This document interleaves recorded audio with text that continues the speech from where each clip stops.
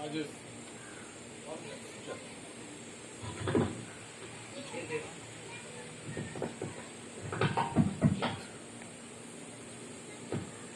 Police चौकी सिद्धपीठ हत्याराम मठ के इस कार्यक्रम में उपस्थित हत्याराम मठ के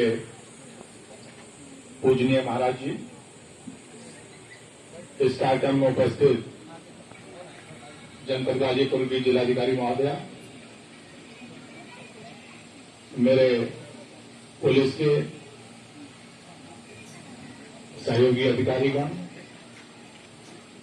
अन्य सभी अधिकारीगण, उपस्थित इस क्षेत्र के सभी सम्मानित बहनों भाइयों, पत्रकार बंधुओं, छायाकार बंधुओं, धीरे धीरे जैसे समाज का दुर्मित विकास हुआ है, वैसे वैसे पुलिस की भूमिका भी समाज में बदली है। पहले पुलिस को बड़े इस रूप में देखा जाता था कि कालांतर में बदलते रहे। पहले मित्र के रूप में, फिर पुलिस की आलोचनाएं शुरू हुई। शायद वो आलोचनाओं का कारण कभी कभी पुलिस का जो व्यवहार होता है पब्लिक के प्रति, उसके कारण आलोचनाओं का भी शिकार, और ये एक स्वस्थ परंपरा भी है। अगर कोई गलत करता तो उसका प्रतिकार करना चाहिए, वो प्रशासनिक व्यवस्था में बैठा हुआ आदमी हो या जन सामान्य के रूप में। लेकिन पुलिस की जितनी भी उपलब्धियां हैं, उन्हें नहीं नकारा जा सकता। पहले पुलिस को केवल एक लॉ एनफोर्समेंट एजेंसी के रूप में देखा जाता था, लेकिन पिछले 15-20 साल में पुलिस को इंफ्रास्ट्रक्चर का एक पार्ट माना जाने लगा है। क्योंकि इंफ्रास्ट्रक्चर का क्या, इंफ्रास्ट्रक्चर जिस तरह से आधारभूत सुविधाओं का हम विकास करते हैं, वैसे ही ये देखा गया है कि आजकल जहां भी कहीं कोई अच्छा प्रोजेक्ट आता है या सरकार का कोई स्पेसिफिक जोन आता है, इंडस्ट्रियल डेवलपमेंट जोन्स वगैरह आते हैं, वहां पुलिस की व्यवस्था पहले की जाती है। क्योंकि पुलिस के आने से वहां लोगों में एक सुरक्षा का भाव पैदा होता है, जिससे कि लोगों के अंदर वहां पैसा खर्च करने का भी फिर उत्सुकता रहती है। और सामान्य रूप से ये देखा जा रहा है महाराज जी, जहां पुलिस का थाना या चौकी बन जाती है, वहां जमीन के भाव उसी दिन से दुगने तिगने होने शुरू हो जाते हैं। ये केवल इसलिए नहीं कि कोई और कारण है, उसका कारण है कि लोगों के अंदर इतना विश्वास हो जाता है कि वो अपने ये सोच सकते हैं कि वहां कहीं आसपास कोई धंधा, उद्योग धंधा या किसी तरह का वो कर सकते हैं। जब इसके साथ साथ पुलिस का अपना व्यवहार में भी परिवर्तन आया है, क्योंकि आजकल इतने मीडिया है, आजकल कोई भी बात हो, हम लोग भी फील कर रहे हैं, कोई भी घटना हो, पुलिस से पहले वो सोशल मीडिया के माध्यम से, पत्रकार बंधुओं के माध्यम से हम लोगों को मालूम पड़ जाती है। लेकिन कई बार इस सोशल मीडिया और पत्रकार बंधुओं से जिसमें वो इंटरेस्टेड रहते हैं, वो 20-20 दिन बाद की चीजों को उखाड़ते हैं, तो वो भी एक फायदा होता है। कभी कभी जो चीजें दबी रह जाती हैं, वो भी मालूम पड़ जाती है। ये पुलिस के सामने नई चुनौती आ रही है। पहले पुलिस के बहुत से ऐसे कार्य थे जो छुप जाते थे, लेकिन अब क्योंकि हर जगह मीडिया है, हर जगह कैमरा है, और न केवल पुलिस बल्कि सारे ही अधिकारी अपने उत्तरदायित्व का बोध ये कैमरा भी कराने लगा है। ये शायद एक अच्छी प्रशासनिक व्यवस्था के लिए बहुत अच्छी चीज भी है, और लोग इसका जन सामान्य को भी फायदा मिल रहा है। और जो अधिकारी कर्मचारी सही काम कर रहे हैं, उन्हें मदद मिल रही है। अलबत्ता जो गलत काम करते हैं, उन्हें थोड़ा सा हो सकता है कष्ट हो रहा होगा, लेकिन पत्रकार अपना जो दायित्व निभा रहे हैं, वो निश्चित रूप से कहीं ना कहीं इस रूप में है कि सूचनाओं को कम से कम पहुंचा रहे हैं। लेकिन केवल मेरा पत्रकार बंधुओं से और जो सोशल मीडिया पे आजकल यूट्यूबर की एक बहुत बड़ी फौज तैयार हो गई है, उनसे मेरा आह्वान केवल इतना है कि वो समाज के हित में न्यूजों का अगर प्रचार प्रसार करें तो ज्यादा बेहतर होगा। निजी हित में जब वो प्रचार प्रसार करते हैं तो फिर आपकी बात भी नहीं सुनी जाएगी, क्योंकि वो गलत होगी तो कोई नहीं सुनेगा। तो कई बार ये जब आपके पास इतना बड़ा यंत्र आ गया है, तो आपके पास भी बहुत बड़ी जिम्मेदारी है कि चीजों को, समाज को, क्योंकि आप चौथे स्तंभ हैं और वहां अपना भूमिका निभाएं। उसी के साथ आजकल, क्योंकि आज यहाँ महाविद्यालय का कार्यक्रम है और बहुत से बच्चे महाविद्यालय के बैठे हुए हैं। आप लोगों के सामने भी एक बहुत जटिल चुनौती है आजकल बहुत ज्यादा है।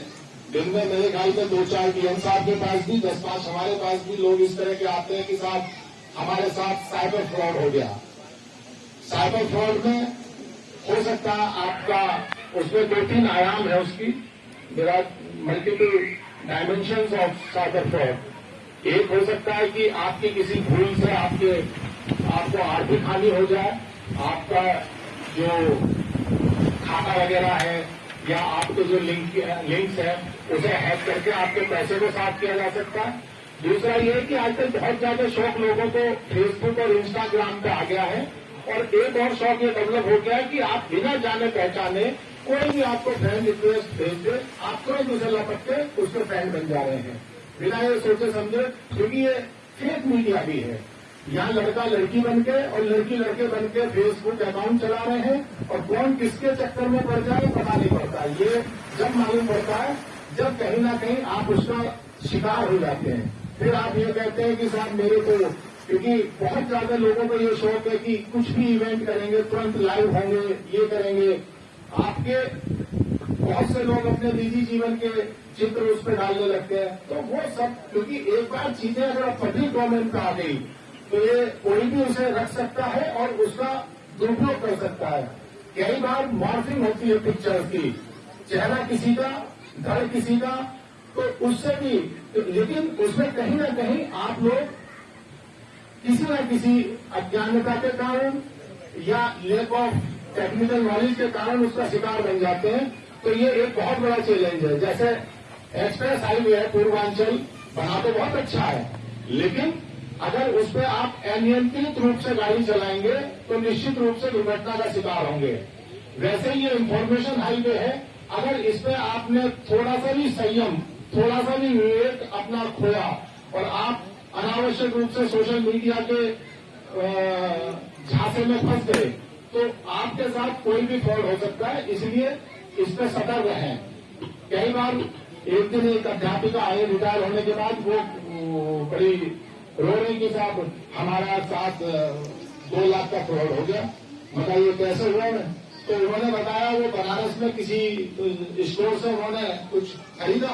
वहां आजकल आप किसी भी जनरल स्टोर में किसी अच्छे मॉल में जाइए तो वो आपका मोबाइल नंबर ले लेते हैं।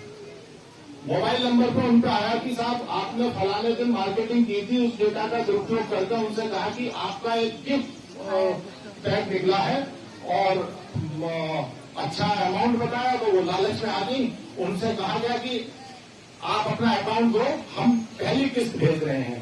उन्होंने पहली किस्त तो क्या भेजी, उनकी बाकी सारी जमा पूंजी उसमें से, क्योंकि एक बार उन्होंने अपना खाता दे दिया, खाते के बाद उसका ओटीपी आया, ओटीपी शेयर कर लिया, तो फिर तो जाना ही था। मगर मैंने उनसे पूछा, मगर बहन जी ऐसे आपने कौन से सुखात के पड़ लगे थे कि आप ही का निकला था और आप उसमें झांसे में आती चली गई। और एक बार देने के बाद, क्योंकि एक बार अगर आपने अकाउंट अपना उनका हैक हो गया तो फिर आप सारा पैसा निकल जाता है। उसमें सबसे अच्छी बात यह है कि जितना जल्दी, एक नंबर हमारा पूरा पैन इंडिया नंबर है 1930। अगर गलती से, क्योंकि हर सावधानी के बाद भी लोग प्रतिदिन इसका शिकार हो रहे हैं, 1930 नंबर है।